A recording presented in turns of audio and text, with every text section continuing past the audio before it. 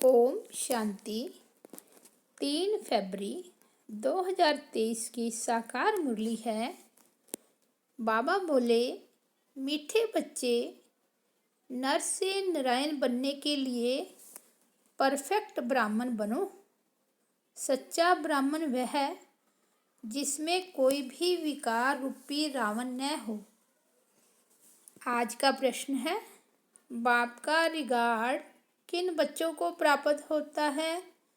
समझदार कौन है? उत्तर है, बाप का रिगार्ड उन्हें मिलता जो यज्ञ का हर एक कार्य रिस्पॉन्सिबिलिटी से करते हैं, कभी गफलत नहीं करते, पावन बनाने की रिस्पॉन्सिबिलिटी समझ इसी सेवा में तत्पर रहते हैं। चलन बहुत रॉयल है, कभी नाम बदनाम नहीं करते, ऑलराउंडर हैं। समझदार वह है जो फुल पास होने की कोशिश करते हैं, कभी दुखदाई नहीं बनते, कोई भी उल्टा कार्य नहीं करते। गीत बजा है, आज नहीं तो कल बिखरेंगे यह बादल। ओम शांति। यह बच्चों को कौन डायरेक्शन देते हैं? बेहद का बाप, जिसको बच्चे इतना पिता व्रता होकर याद नहीं करते। बाप कहते हैं, बच्चे अब वापस घर चलना है। बच्चे किसको कहते हैं? जो ब्रह्मा मुख वंशावली ब्राह्मण हैं, उनको बाप बच्चे कहेंगे क्योंकि उनकी संतान बने हैं। बाप बैठ समझाते हैं, जबकि नई सृष्टि रचनी है तो पुरानी सृष्टि की आत्माओं को घर चलना है। अब तुम बच्चे बाप और बाप के घर को जानते हो। इतना जरूर है, कोई तो बाप को अच्छी रीति याद करते हैं, श्रीमत पर चलते हैं, कोई देह अभिमान के कारण याद ही नहीं करते, पावन नहीं रहते। ब्राह्मण है ही ईश्वरीय संतान, ब्रह्मा मुख वंशावली। रचयिता बाप गाया जाता है ना। ब्रह्मा मुख कमल से संतान रचते हैं। तुम बच्चे जानते हो, बराबर हम ईश्वर की संतान ब्रह्मा के मुख वंशावली ब्राह्मण बने हैं। ब्राह्मण उनको कहा जाता है जो पावन रहते हैं। सारा मदार है ही पवित्रता पर। इसको कहा जाता है अपवित्र पति दुनिया। मनुष्य मात्र जो पतित हैं, वह पावन का अर्थ नहीं समझते। कलयुग पति दुनिया, सतयुग पावन दुनिया है, यह कोई भी नहीं जानते। कोई तो कह देते हैं सतयुग त्रेता में भी पतित लोग हैं, सीता चुराई गई, यह हुआ। पावन दुनिया की गलानी करना। जैसी दृष्टि वैसी सृष्टि देखने में आती है। पतित दुनिया में भी पतित हैं, तो क्या बाप ने पतित दुनिया रची? बाप तो पावन दुनिया की स्थापना करते हैं। गाया भी है, पतित पावन आओ, आकर इस सृष्टि को, उसमें भी खास भारत को पावन बनाओ। अब यह ब्रह्मा कुमार कुमारी नाम पड़ता ही उन पर है जो पावन होकर रहते हैं। पतित को ब्राह्मण ब्राह्मणी व बीके कह नहीं सकते, वह है ही कुख वंशावली। तुम ब्राह्मण हो, ब्रह्मा मुख वंशावली। ब्रह्मा कुख वंशावली तो नहीं कहा जाता, वह है ही पतित। अब तुम ईश्वरीय संतान बने ही इसलिए हो कि पावन दुनिया के मालिक बने।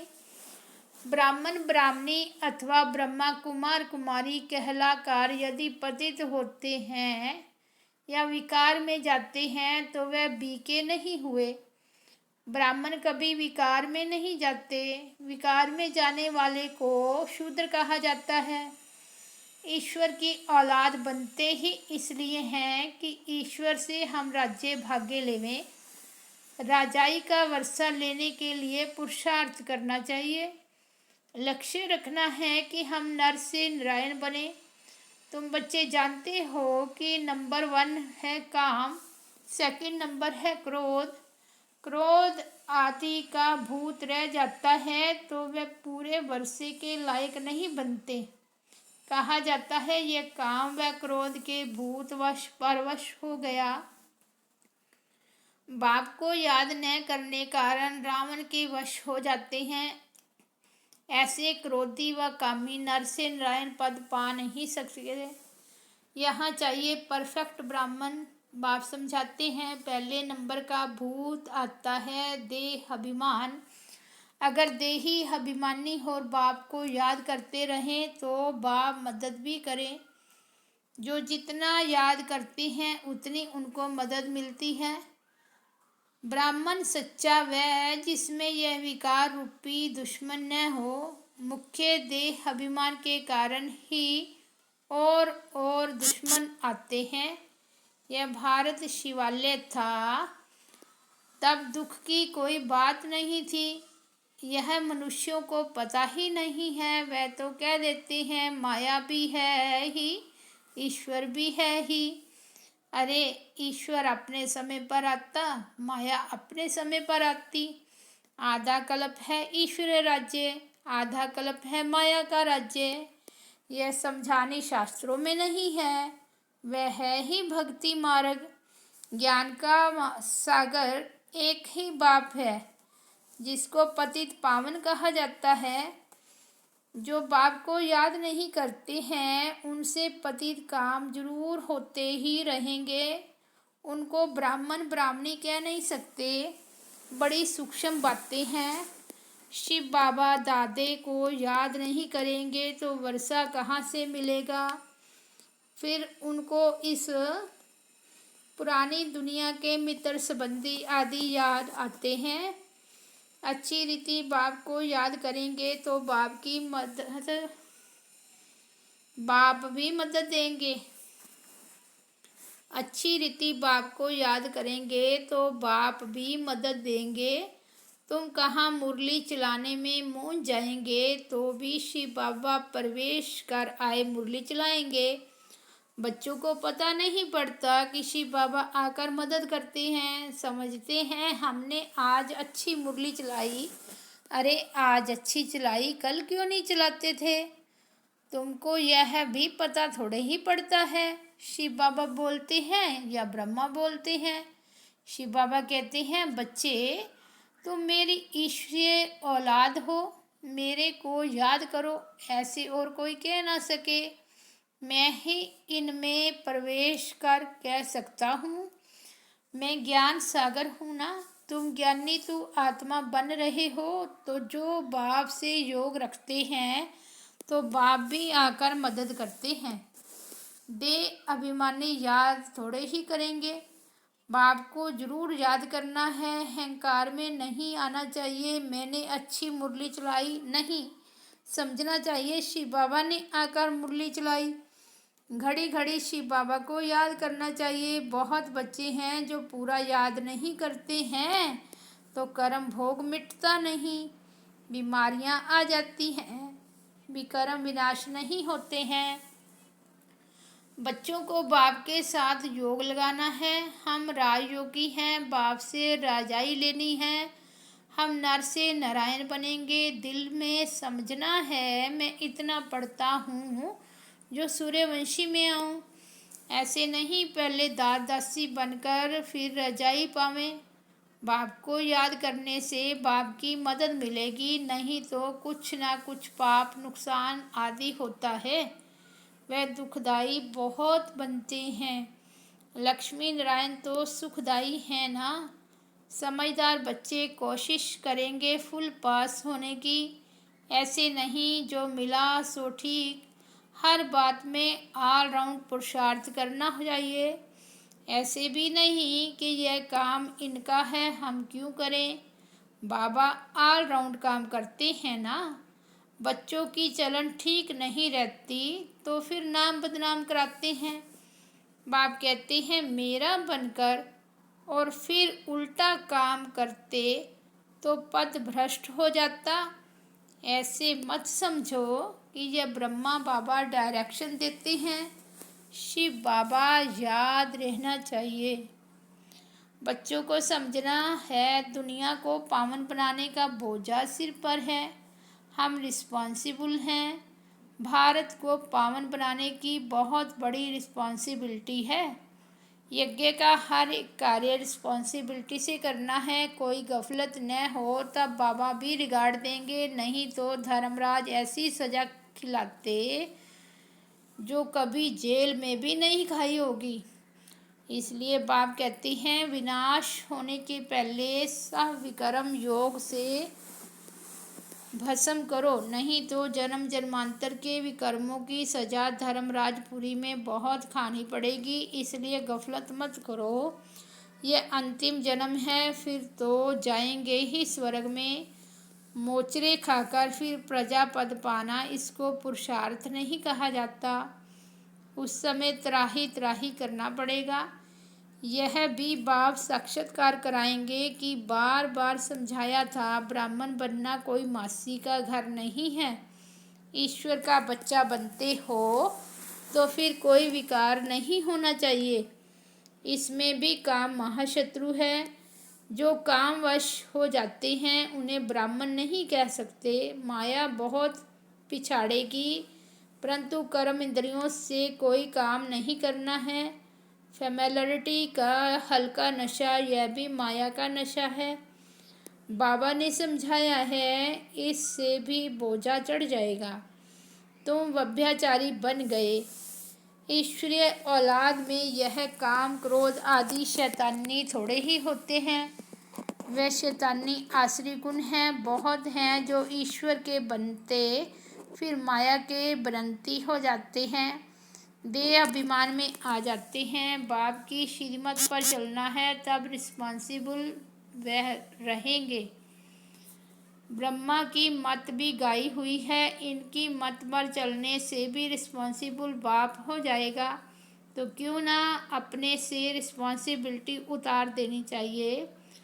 बाप दादा दोनों की मत मशहूर है, माता की मत पर भी चलना चाहिए, क्योंकि माता गुरु बनती है, वह माता पिता अलग हैं। इस समय माता को गुरु बनाने का सिलसिला चलता है। तुम पुरुषार्थ कर रहे हो शिवालय के लिए। सतयुग में शिवालय कहा जाता है। परमात्मा का एक्यूरेट नाम शिव है। शिव जयंती ही गाई जाती है। शिव को कल्याणकारी कहा जाता है। वह है बिंदी। परमपिता परमात्मा का रूप है ही स्टार। सोने अथवा चांदी का छोटा स्टार बनाकर टीका भी लगाते हैं। वास्तव में वह एक्यूरेट ठीक है और स्टार रहता भी भरकुटी में है, परंतु मनुष्यों को ज्ञान नहीं है। कोई फिर त्रिशूल देते हैं। त्रिनेत्री त्रिकालदर्शी की निशानी यानी दिव्य दृष्टि दिव्य बुद्धि की निशानी देते हैं। अभी तुम बच्चों को इन बातों का ज्ञान है। तुम चाहो तो स्टार लगा सकते हो। अपनी निशानी सफ़ेद स्टार है। आत्मा का रूप भी ऐसे स्टार है, स्टार मिसल है। बाप सभी राज समझाते हैं, सावधानी भी देते हैं। बीके वह जिनकी प्रतिज्ञा की हुई है कि पाप का काम कभी नहीं करेंगे। यह याद रखना है कि किसकी दिल को दुखाना नहीं है। अगर दुखाते हैं तो शिव बाबा का बच्चा नहीं ठहरा। शिव बाबा आते ही हैं सुख देने। वहाँ यथा राजा रानी तथा प्रजा सभी एक दो को सुख देते हैं। यहाँ सब सावरे बने हैं, काम कटारी चलाते रहते हैं। यह है ही एक दो को दुख देने की दुनिया।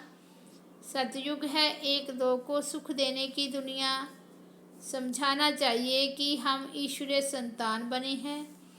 हम कोई पाप नहीं करते, नहीं तो पुण्य आत्माओं की दुनिया में इतना पद पा नहीं सकेंगे। हर एक की नब्ज से पता पड़ सकता है कि यह हमारे कुल का है व नहीं।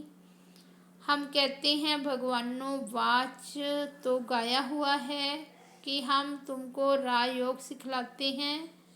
भगवान तो एक निराकार को कहा जाता है, तो कब आकर राजयोग सिखाएंगे? जरूर जब नई दुनिया स्थापन होगी। नई दुनिया के लिए जरूर पुरानी दुनिया में आना पड़े। भगवानो वाच हम तुमको राजयोग सिखलाते हैं। कहाँ के लिए? क्या नरक के लिए? पावन दुनिया के लिए। भगवानोवाच, मैं तुमको राजाओं का राजा बनाता हूँ। बताओ कब आया था? वह कौन था? फिर कब आएगा? जरूर सतयुग के लिए ही सिखलाएगा। बहुत सहज है, परंतु किसकी तकदीर में नहीं है तो बुद्धि में बैठ नहीं सकता। जैसे तत्ते तवे। फिर समझना चाहिए यह हमारे सूर्यवंशी चंद्रवंशी राजाई का नहीं है, बाकी प्रजा तो बहुत ही बननी है। अच्छा, मीठे मीठे सिकिलदे बच्चों प्रति माता पिता बाप दादा का याद प्यार और गुड मॉर्निंग। मीठे मीठे सिकिलदे 5000 वर्ष बाद आकर मिले हो बाप से वर्षा लेने। ऐसे बच्चों को माता पिता बाप दादा का याद प्यार और गुड मॉर्निंग। रूहानी बाप की रूहानी बच्चों को नमस्ते। हम रूहानी बच्चों की रूहानी बाप दादा को याद प्यार गुड मॉर्निंग और नमस्ते। धारणा के लिए मुख्य सार। पहला पॉइंट है, किसी की दिल को कभी नहीं दुखाना है। प्रतिज्ञा करनी है, कभी कोई पाप का काम नहीं करेंगे, सदा सुखदाई बनेंगे। दूसरा, कर्म इंद्रियों से कोई भी उल्टा कर्म नहीं करना है। बाप और दादा की मत पर चल अपना बोझ उतार देना है। वरदान है, अमृत वेले से लेकर रात तक मर्यादा पूर्वक चलने वाले मर्यादा पुरुषोत्तम भव। संगम युग की मर्यादाएं ही पुरुषोत्तम बनाती है, इसलिए मर्यादा पुरुषोत्तम कहा जाता है। तमोगुनी वायुमंडल वाइब्रेशन से बचने का सहज साधन यह मर्यादाएं हैं। मर्यादाओं के अंदर रहने वाले मेहनत से बच जाते हैं। हर कदम के लिए बाप दादा द्वारा मर्यादाएं मिली हुई हैं, उसी प्रमाण कदम उठाने से स्वतः ही मर्यादा पुरुषोत्तम बन जाते हैं। तो अमृत वेले से रात तक मर्यादा पूर्वक जीवन हो तब कहेंगे पुरुषोत्तम, अर्थात साधारण पुरुषों से उत्तम आत्माएं। स्लोगन है, जो किसी भी बात में स्वयं को मोल्ड कर लेते हैं वही सर्व की दुआओं के पात्र बनते हैं। अव्यक्त इशारे। पांडवों के लिए प्रसिद्ध है कि वह कभी भी प्रतिज्ञा से हिलते नहीं थे। आप सबकी प्रतिज्ञा ही प्रत्यक्षता को लाएगी। तो सभी को 3 प्रतिज्ञाएं करनी है। एक है सहनशीलता का बल अपने में धारण करेंगे। दूसरा, व्यर्थ पर फुल स्टॉप लगाएंगे। और तीसरा, आश्रित संस्कारों पर पहरा देंगे। अच्छा, ओम शांति, ओम शांति।